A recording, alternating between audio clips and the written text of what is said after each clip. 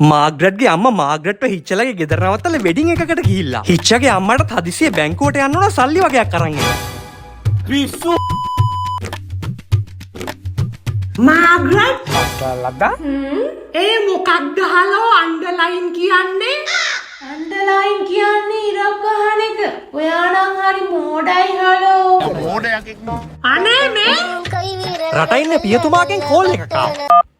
Hello මේ අම්මකෝ මව්තුමිය බැංකුවට ගියානේ පියතුමා එවනවා කිව්ව සල්ලි අරන් එන්න. මේ අම්මට බැංකු විස්තර ටික එවන්න නැතුණේ කී. ඔක දැනගත්තම මට ටක් ගාලා දාන්න තිබ්බා. අයියෝ. ඔච්චර ඉක්මනට එහෙම සල්ලි එවන්න පුළුවන්ද?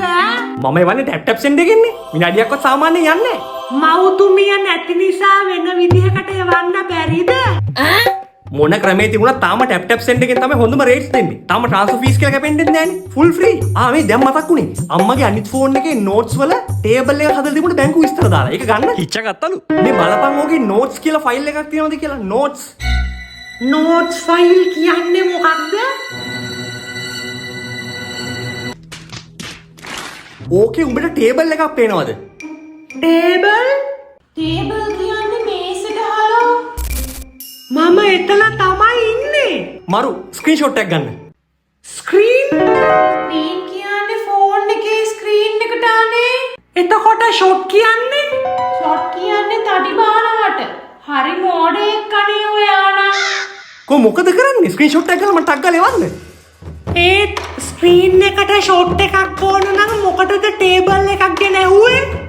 මෝඩයා ස්ක්‍රීන්ෂොට් එක ගන්න ඕන ටේබල් එකේ ඉඳගෙන. ස්ක්‍රීන් එකට ෂොට් එක දෙන්න ඕන මේසෙ උඩ ඉඳගෙන.